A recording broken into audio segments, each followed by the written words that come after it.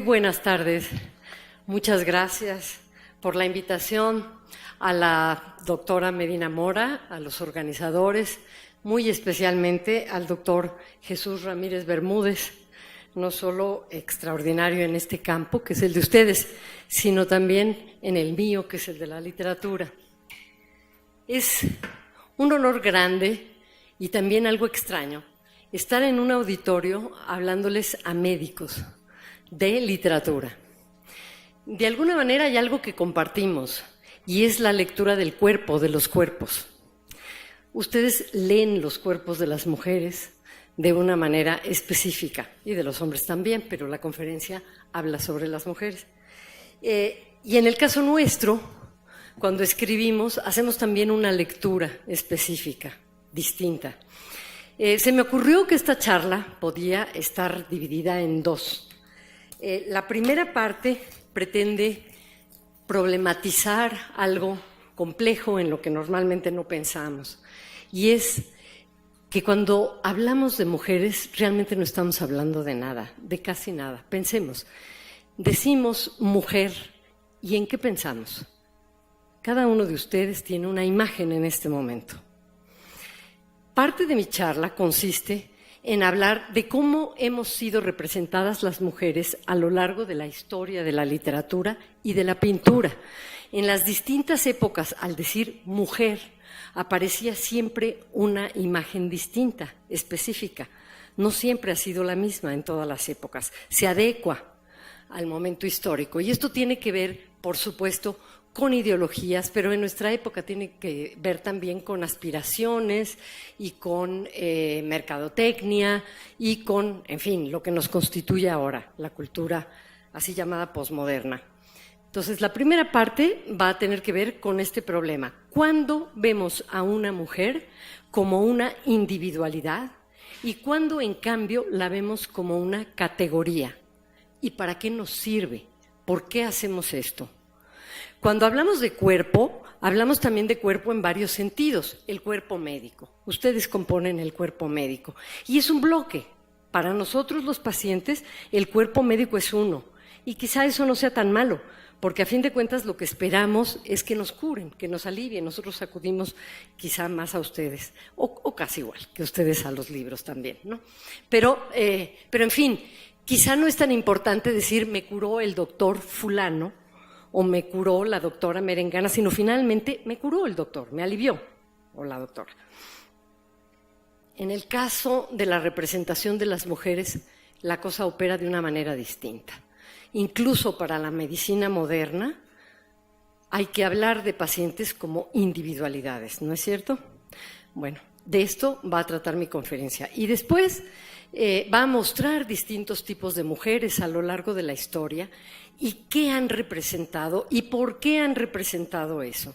Y al final me encantaría, si hubiera tiempo, poder intercambiar algunas palabras con ustedes también y ver cuándo una mujer ha dejado de ser un caso simplemente o una paciente y por qué el hecho de haberse convertido en una individualidad ha determinado la práctica médica de ustedes en ese caso específico, en ese ejemplo específico. Bueno, comienzo.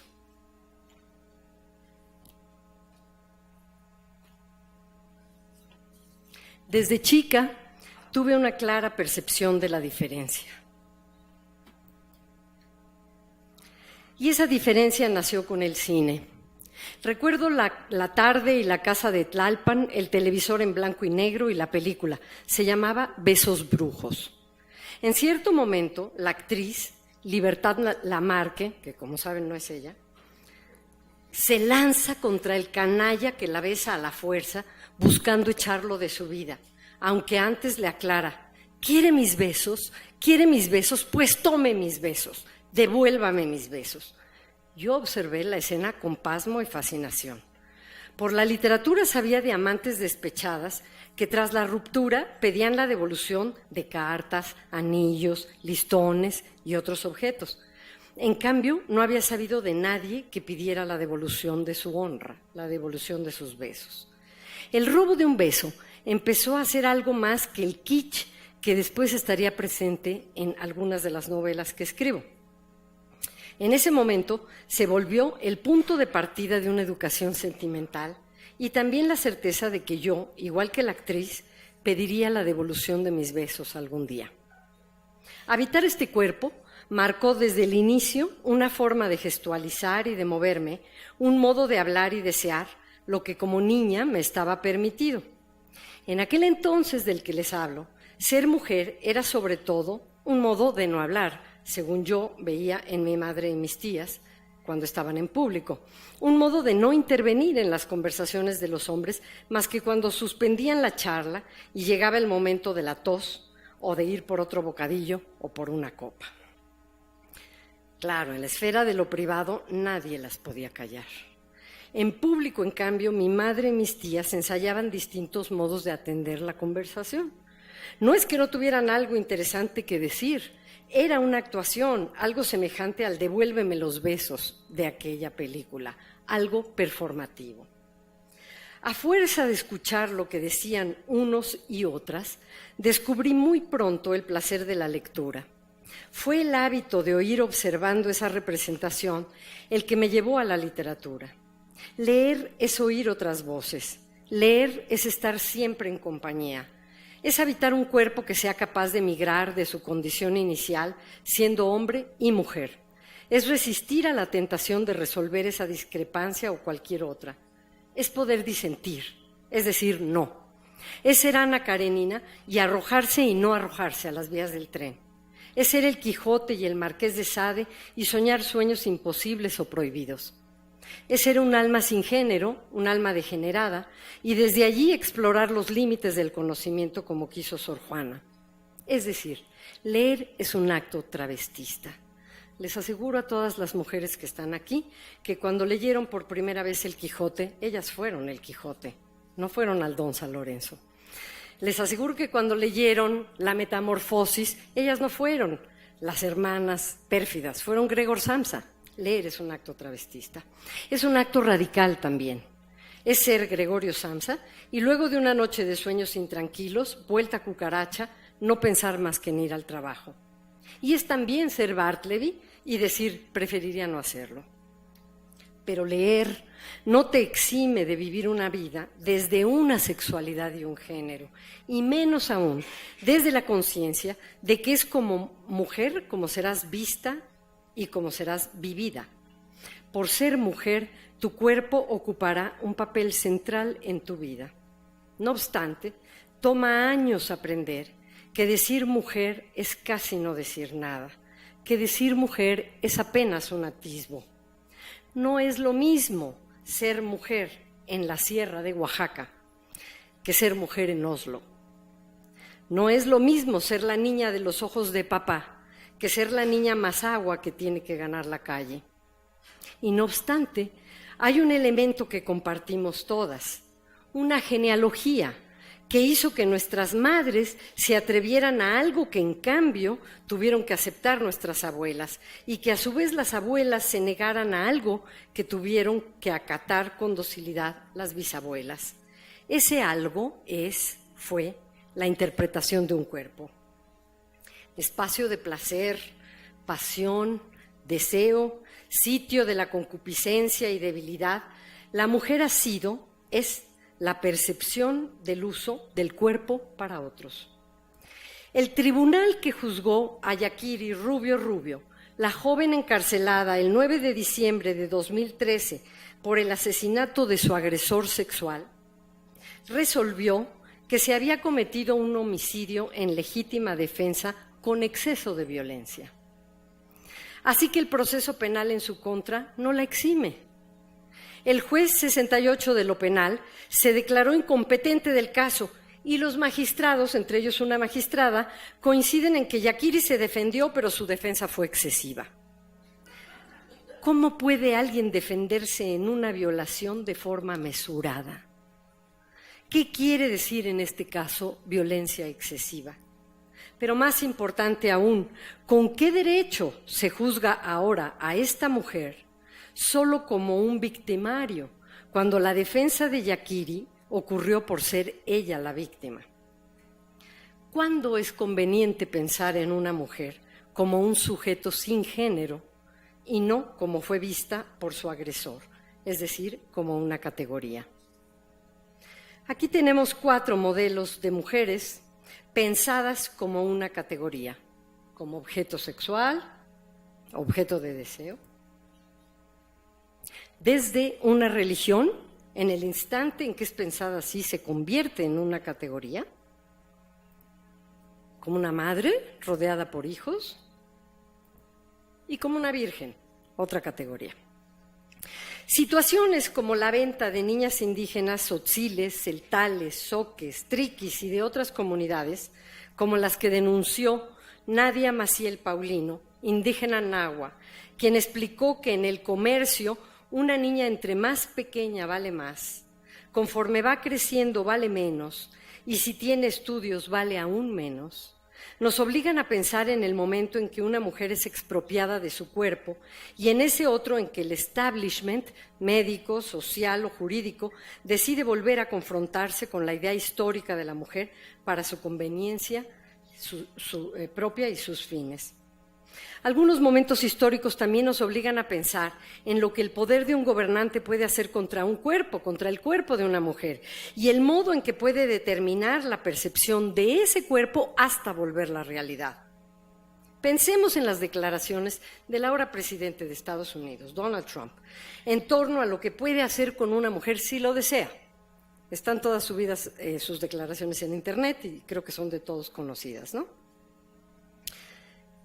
Con todo esto, lo único que ha logrado es reafirmar las reacciones machistas en todo el mundo y producir una suerte de contagio. El poder produce estos fenómenos. No solo sus simpatizantes, sino quienes en Occidente tenían que renunciar a formas de abuso sujetas a la legalidad, encuentran ahora una razón para pasar por alto los siglos de lucha de las mujeres por obtener sus derechos humanos elementales. Frente a algunas de las frases más simbrantes en los carteles de las distintas marchas de las mujeres, desde el quiero vivir, las mujeres somos seres humanos también, hasta la más famosa y conocida por ustedes en nuestro país de Ni una más, implicando la negativa de las mujeres a ser asesinadas o a que otras sean asesinadas por el simple hecho de ser mujeres. Las frases del mandatario del país más poderoso de la tierra indignan, sorprenden, nos duelen, nos aterran. Varias de estas frases recorrieron el mundo y siguen haciéndolo a través de las redes sociales, provocando distintas reacciones. Es terrible que esto pase en nuestro país. Es terrible que exista tal cosa como la violencia de género, que tengamos miedo de ser muertas por el hecho de ser mujeres. El cuerpo, el tuyo, el mío, el de todas, no es un cuerpo que pueda definirse de una sola vez y para siempre. Es un cuerpo que se hace y se deshace mediante actos específicos. Si pensamos en las mujeres, quien me ayudó a hacer este PowerPoint, siempre pensamos en algo distinto. La persona que me ayudó es un francés y cuando le dije, necesito aquí una imagen de mujeres mexicanas, me puso esta imagen. Pero aquí hay algo que a ustedes les hace sonreír.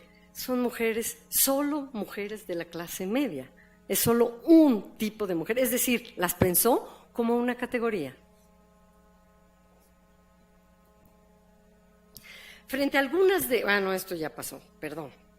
Leer y escribir ha sido pensar críticamente en mi cuerpo y en el cuerpo de otros. Pensar que por encima de los cuerpos hay normas sociales que conllevan deseos que no se originan en nosotros, pues quieren pensarnos a veces solo y exclusivamente como mujeres y evitar pensarlos, en cambio, como diría Judith Butler, como cuerpos que importan. Géneros alterables, transitorios y susceptibles de ser subvertidos.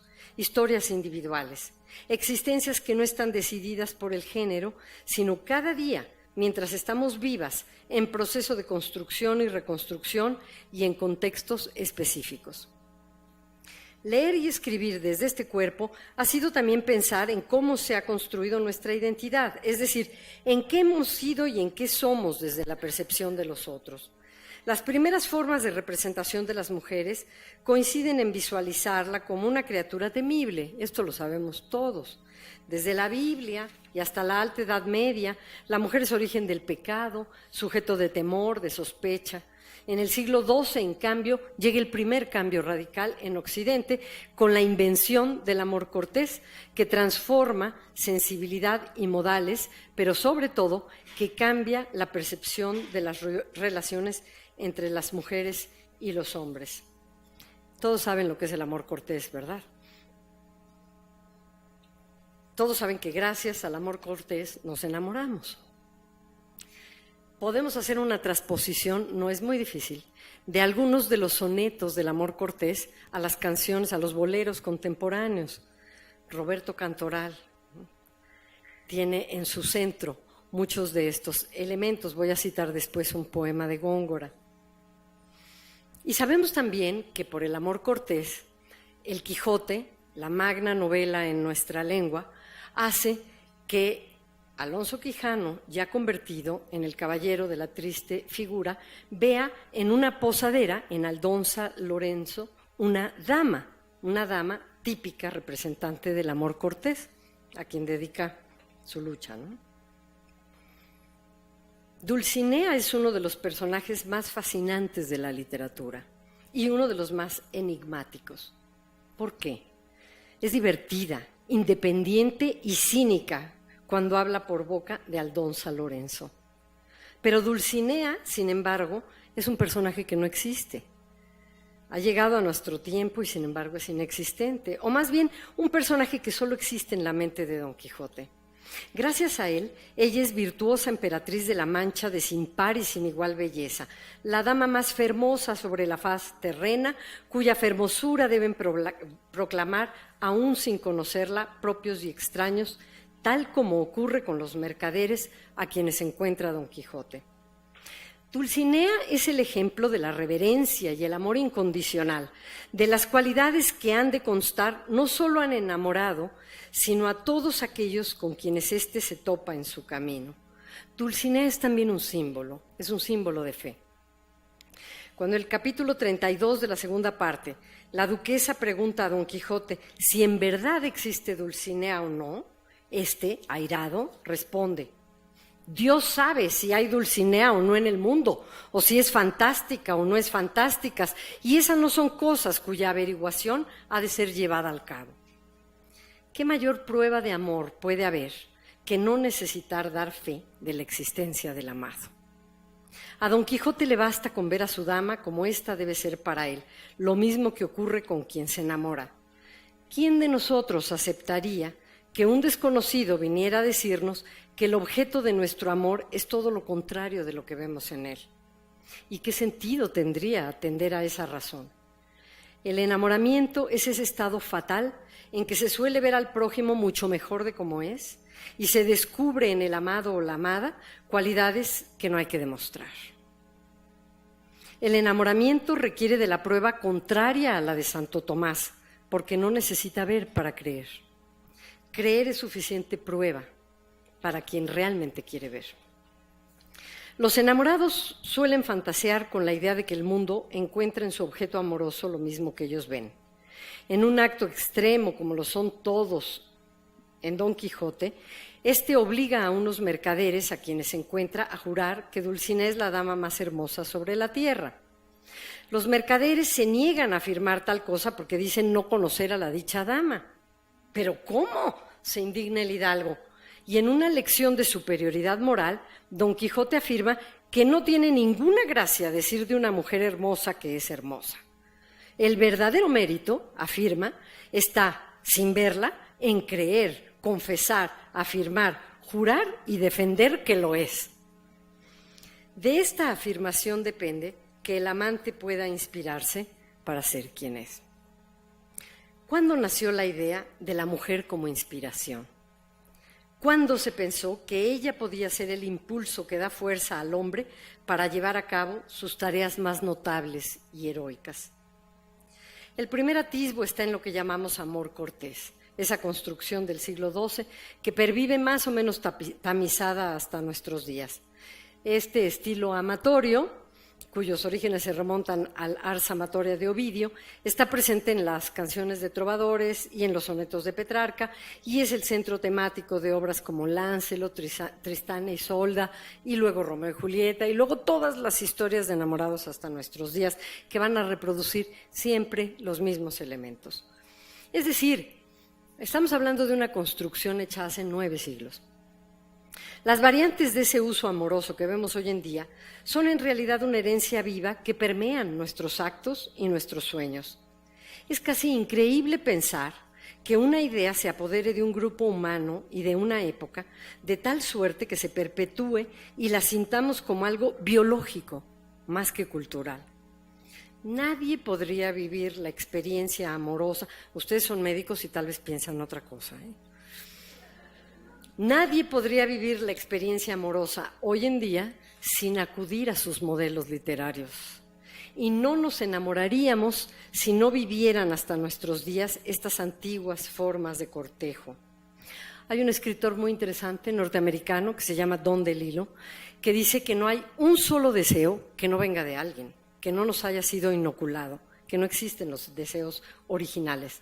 Y lo mismo sucede con el acto amatorio y, por lo tanto, con la forma en que representamos al ser amado, y en este caso a la mujer, que es de las mujeres de lo que estoy hablando. Si alguien no nos hubiera inoculado ese modelo y esa idea, no sucedería ese acto amoroso o sucedería de una forma completamente distinta. Va un poema para ilustrar lo que estoy diciendo. Es un poema de Góngora. Yo les pediría que, pese a los siglos que tiene este poema, tratemos de ver cuántos elementos hay en la forma de adular, de seducir a la mujer, y cuánto sigue siendo actual en nosotros, de qué modo sigue siendo actual en nosotros la propuesta amatoria que nos hace.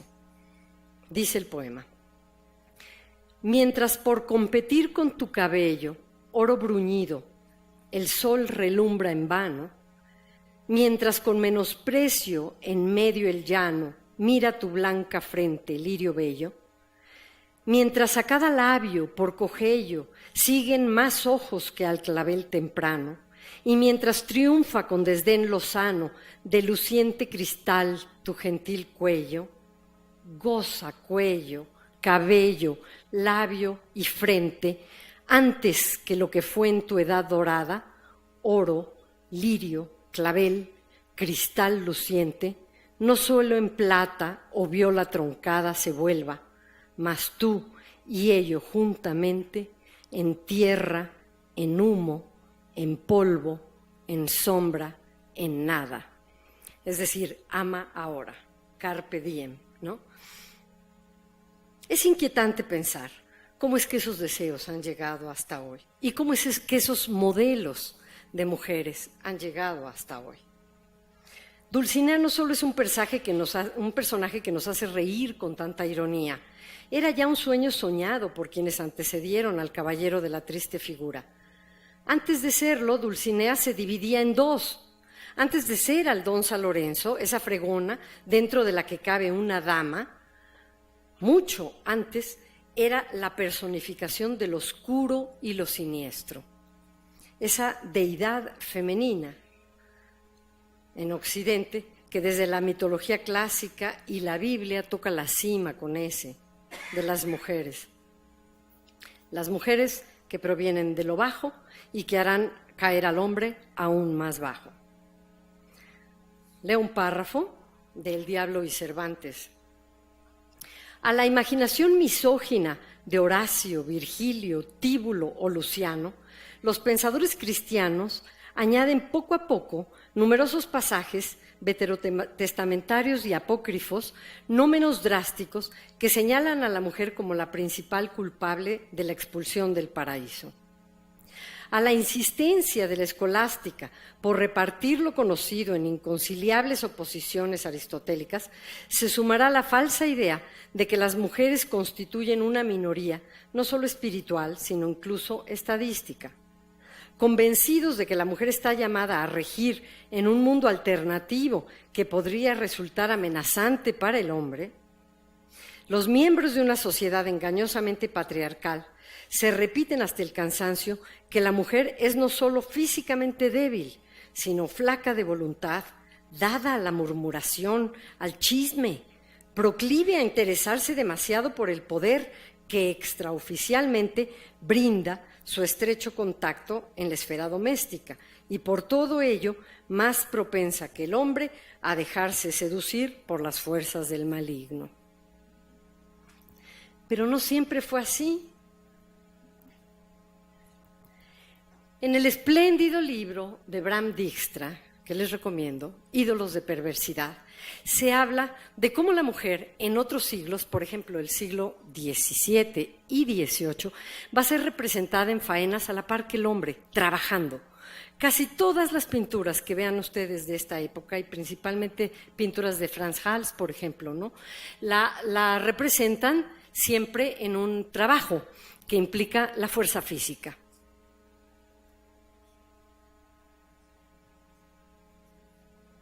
Son mujeres que están ejecutando las labores rudas del campo, pero Don Quijote no podía verlas. Existe la pastora Marcela, a la que nosotros podemos ver, bella hasta ser capaz de desquiciar a un hombre y no obstante lejanísima a una dama, ejecutando las labores propias de su oficio. En cambio, Don Quijote no podía ver a Dulcinea como Aldonza Lorenzo, ni tampoco podía ver a Marcela, fuerte e independiente, ayudando a sacar adelante los negocios familiares, ganándose la propia vida. Pero claro, la obra maestra de Cervantes es una obra irónica. Entre otras muchísimas virtudes, nos está hablando de esta imposibilidad de ver. Esa imposibilidad de ver que en Don Quijote obedece a un plan de su autor, Cervantes, es un fenómeno al que no obstante estamos sometidos hombres y mujeres como cultura. Si Don Quijote no puede ver en Dulcinea a otra mujer más que la que su mente le presenta, el fin del siglo XIX y lo que va del XX, lo que ya pasó del XX y lo que va del XXI, hace que no podamos ver a una mujer más que, cuando pensamos en ella como ideal, como la que aparece en representaciones de mujeres de la publicidad.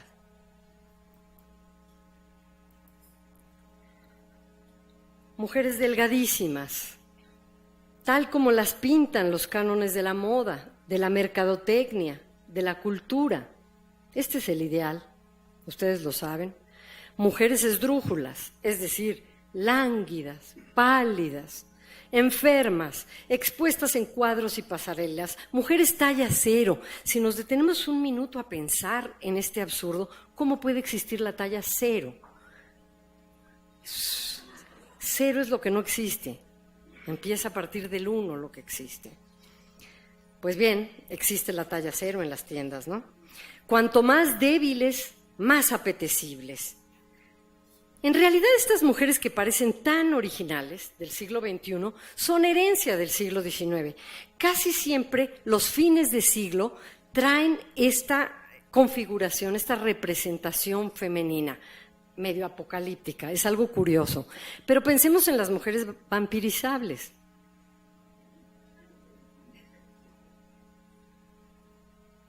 Las vampirizables hijas de Drácula del XIX. Son esas las que vuelven por sus fueros y encarnan en las anoréxicas modelos de Calvin Klein, por mencionar solamente una marca, el ideal del deseo de nuestro tiempo. Ah, el placer de la mujer vampirizable. Tómame, bésame, cómeme, hazme tuya. En aquella época que les conté, cuando era yo adolescente, existían unos pasquines. Se llamaban Susi Secretos del Corazón. Y entonces aparecía la mujer, ¿no?, así en los brazos del hombre, y un globito aquí arriba que decía, hazme tuya.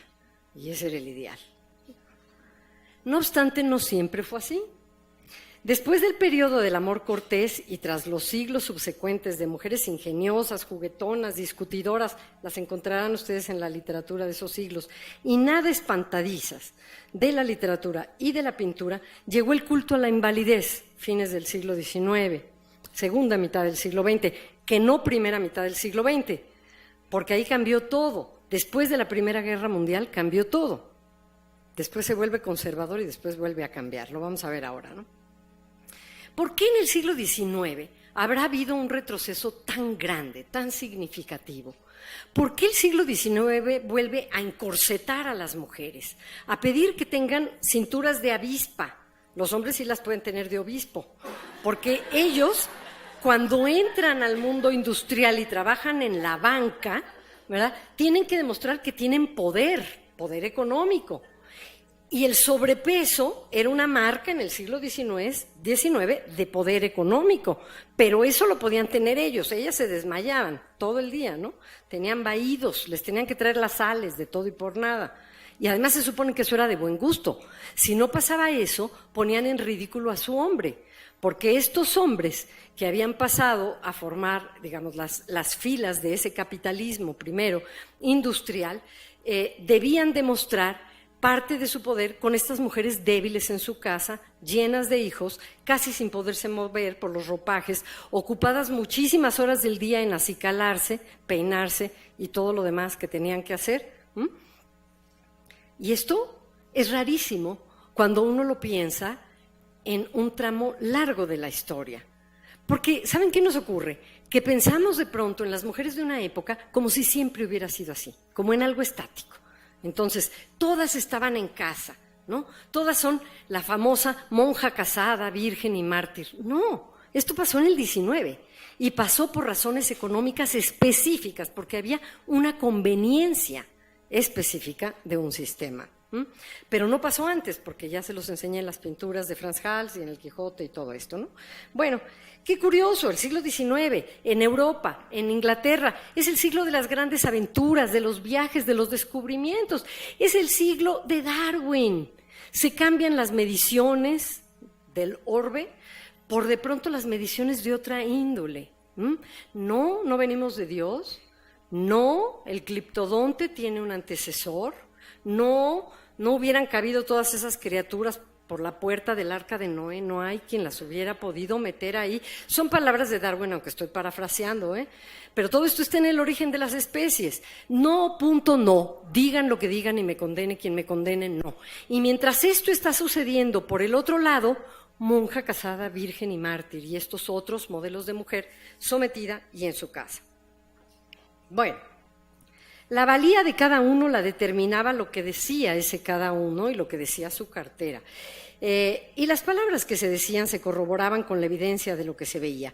Las esposas que antes, vestidas de faena, habían ayudado a sacar adelante los negocios familiares, pasaron a hacer ornamentos. Cuantos más metros de seda, encajes y brocados pudieran llevar encima, cuanto más lujosos pareciesen sus recién adquiridos carruajes, cuanto mayor fuera su capacidad económica para mantener lo que se llamaba ocio llamativo, más probable sería que sus maridos se asegurasen el crédito que necesitaban para su próxima empresa de negocios. De modo que el que seduce ya no es un caballero en armadura, es un caballero en traje y puños blancos e impecables, con una esposa que corresponda a su estatus recién inventado y próximo a adquirir, con una variante. Dulcinea es inspiración, es pretexto, es justificación de las proezas del caballero andante, pero de ningún modo responde a los actos del Señor. Ella no se hace responsable. Ella no da cuenta ni tiene que ver con lo que haga o deshaga Don Quijote. Él pagará por sus propios actos. Dulcinea no tiene a su cuidado al caballero ni tiene más compromiso moral que existir. Esto puede resultar algo desapegado y un mucho desigual en comparación con el papel que tienen las mujeres en la relación amorosa con los hombres en el siglo XIX. Es verdad. Pero si nos detenemos un poco, puede resultar también bastante cómodo, justo, incluso ventajoso hasta cierto punto. El discurso del amor cortés es una maquinaria poderosa que, como he dicho, cambió formas de relación y comprensión del mundo, y aunque las más de las veces ocurriera en un plano retórico y literario, este tipo de mirada masculina favoreció una idealización de la mujer, que después se va a tornar en otro modelo. Un ejemplo de aquello a lo que me refiero, y ocurre en el siglo XIX, oigan ustedes el retroceso. Esto es un escritor famoso, que por respeto a él mismo no citaré, o sea, su nombre no lo daré. Dice: ay, si nuestras mujeres pudiesen darse cuenta de lo que están haciendo, de qué superiores grados de belleza y poder detentan y de hasta qué extremos se elevan por encima de la igualdad con los hombres, mientras conservan su pura atmósfera de quietud y su campo de paz. Si se dieran cuenta de cómo crean un reino en el que los pobres luchadores magullados, con sus pasiones amargas y sus mentes marcadas por el error, sus odios, rencores y ajadas ambiciones, pueden penetrar para ser calmados y civilizados y recibir alguna caricia de la angélica mujer, entonces creo que muy difícilmente podrían faltarle al respeto a su subordinación como mujeres. Son muchos y estas son las mujeres que trabajan, ¿no?, de los siglos anteriores. Ok. Acá la femme fatale, como la pueden ver, como la presenta Hollywood desde los 30, y junto esta mujer angélica que recibe a su hombre con el pie, o el pastel de elote, o lo que quieran. Son muchos y muy representativos los textos literarios y pictóricos que muestran cómo aquella Aldonza Lorenzo, vuelta Dulcinea alguna vez, se convirtió en el siglo XIX en la salvaguarda de las pasiones irrefrenables de los hombres. Y es interesante ver en las pinturas y las novelas cómo hasta antes de la Primera Guerra Mundial funciona ese modelo, pero después ya no. ¿Por qué? Porque las mujeres tenían que trabajar en las fábricas que producen armamento, porque tenían que ir como enfermeras, como médicas, porque el sistema las necesitaba que cambiaran esta imagen. Voy a dar paso a la última parte, que es la de nuestra época, para abreviar esto un poquito. ¿Qué ha pasado con la época actual? Aparte de lo que vimos en la mercadotecnia, que muchas y muy diversas escritoras han problematizado la representación de las mujeres. Desde los poemas y las novelas autobiográficas de Rosario Castellanos, donde la autora habla de la situación desigual de los sexos, hasta las complejas obras de Amparo Dávila, de Elena Garro, de Inés Arredondo, o en la tradición anglosajona, las obras que yo considero maestras de dos obras emblemáticas. Janet Winterson, con su novela ¿Por qué ser feliz cuando puede ser normal? Eso es lo que le dice su madre cuando ella le dice que es homosexual. ¿Por qué ser feliz cuando puede ser normal? Y todo el libro habla de su lucha, de la lucha de ella por ser ella. Además es un libro divertidísimo, extraordinaria esta autora, y está traducido al español. Hasta esta otra novela que yo amo también y considero maestra, de Lionel Shriver, Tenemos que hablar de Kevin. Se hizo una película de ella, yo les recomiendo muchísimo que la vean, porque en esta película, en esta novela, la autora cuestiona seriamente lo que hasta ahora hemos supuesto que es la maternidad. Realmente lo problematiza. Nunca se sabe en esa novela si el hijo psicópata nació psicópata o si es la relación con la madre la que lo convirtió en ello, pero a la vez problematiza esa culpa, a veces no solo innecesaria porque no sirve para nada, sino injusta de las madres, ¿no?, al sentir que son las causantes de lo que pasa con sus hijos. Espléndida obra, problemática, nada simplista, como todos los otros esquemas que hemos visto. Una sola cosa querría yo decir sobre Rosario Castellanos, porque hay una película, se llama Los Adioses, véanla. Ha sido criticada, o sea, o la aman o la odian, y a veces ha sido criticada porque dicen que es muy limitada la visión, que solamente se concentra en su relación con Guerra, con Ricardo Guerra, ¿no? Y que entonces esto la reduce. Pues no, resulta que la que dirige, la que escribe y la que dirige, deciden mostrar solo esa parte. ¿Qué ocurrió entre dos que supuestamente eran pares cuando uno de los dos es una mujer y tiene un hijo? ¿En qué se convierte esa relación? ¿Cómo es difícil? ¿Cómo se da esa lucha de poder? Otra escritora dijo en algún momento que ella estaba muy en contra de que se hubieran publicado los diarios de Rosario Castellanos, las cartas de Rosario Castellanos con Guerra. Yo pienso que esas cartas fueron escritas para ser publicadas. No solamente las escribió Rosario a máquina y de manera impecable, sino que esas cartas, en su relación con Guerra, constituyen el meollo, el centro temático de toda su literatura. Desde Canción de Dido hasta todo lo demás que quieran citar de Rosario Castellanos, el asunto espléndidamente tratado, pero además muy rentable en esa época, era decir, miren qué desigual es la relación, miren cuánto sufro. Y cuanto más sufría Rosario, mejor escribía. Y ella lo sabía. Bueno, voy al final. Es obvio que hay un larguísimo tramo, esto tomaría un curso, ¿no? Sobre representaciones de la mujer antiguas y actuales. Es obvio también que hay una gran diferencia entre las Emma Bovary y las Ana Karenina del siglo XIX, entre mujeres como Monja, Casada, Virgen y Mártir, o María de Jorge Isaac, ¿se acuerdan que se muere nomás de esperar a su galán, que ya tenía otra? Bueno, hay un gran camino entre ellas y las representadas en el siglo XX y después las representadas en el XXI. Hoy en día son muchas las obras donde las mujeres se reapropian de antiguas narrativas para reinterpretarlas, donde hablan de supuestas novelas históricas en las que las mujeres son las protagonistas.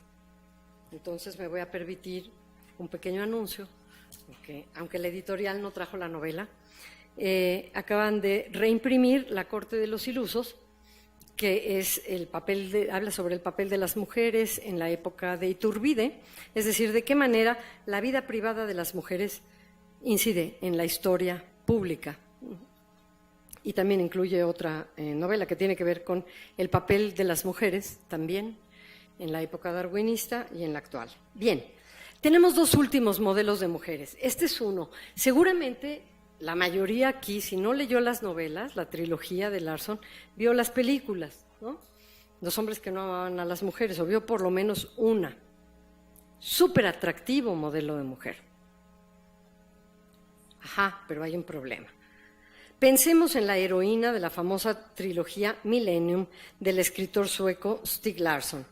El modelo de mujer que propone en sus 3 entregas, porque la cuarta es póstuma, fascina tanto a los lectores como y sobre todo a las lectoras. La protagonista de Los hombres que no amaban a las mujeres, Lisbeth Salander, es un nuevo prototipo de mujer. Turbadora, incontrolable, socialmente inadaptada, con todas las partes del cuerpo tatuadas o bien perforadas por piercings.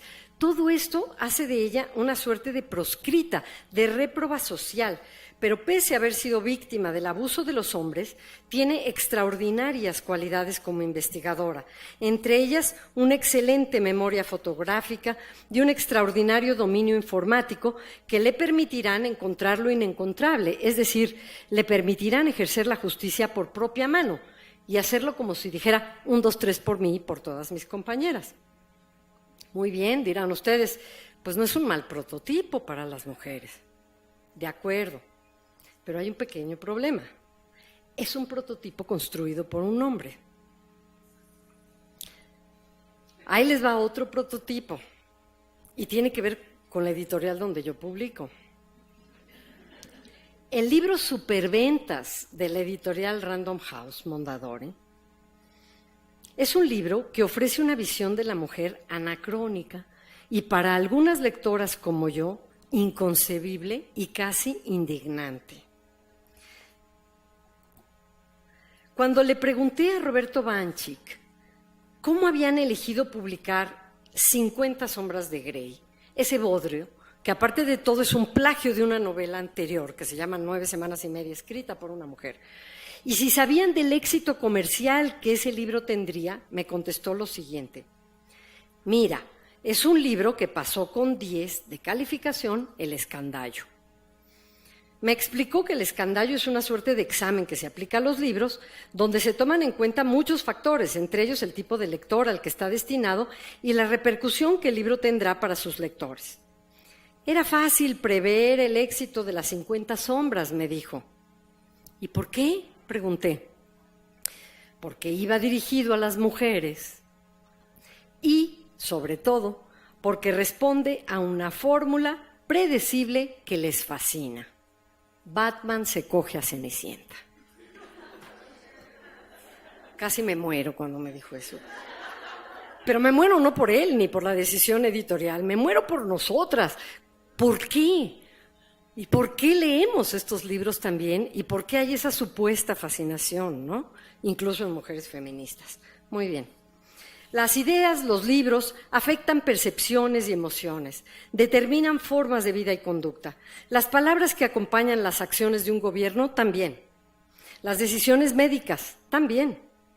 Y por esto, en este día y en este recinto, ante ustedes, médicos lectores de libros y de cuerpos que habrán sabido encontrar estrategias propias, quisiera ir más allá de la diferencia entre masculino y femenino para preguntarnos a partir de lo humano. Preguntarnos cómo sobrevive un cuerpo y qué vidas son dignas de ser consignadas y protegidas. Y cómo protegerlas. Mientras no sepamos que es falso que las mujeres sean un grupo identificable de una sola vez y para siempre, el cuerpo de las mujeres seguirá siendo un territorio bajo sospecha. Cuando era adolescente, escuché que a las mujeres la debilidad del cuerpo nos hacía más vulnerables a las pasiones. Eso explicaba que el canalla le robara besos a Libertad Lamarque. Pero que ella exigiera la devolución de los mismos fue algo que comprendí solo cuando empecé a leer de veras, es decir, cuando empecé a leer entre líneas. A partir de entonces, la metáfora de la teatralidad se resignificó. Esa devolución de los besos fue un devuélveme mi cuerpo, mi individualidad, mi historia única, porque tengo un cuerpo que piensa y decide por sí mismo. Un cuerpo que importa. Muchas gracias.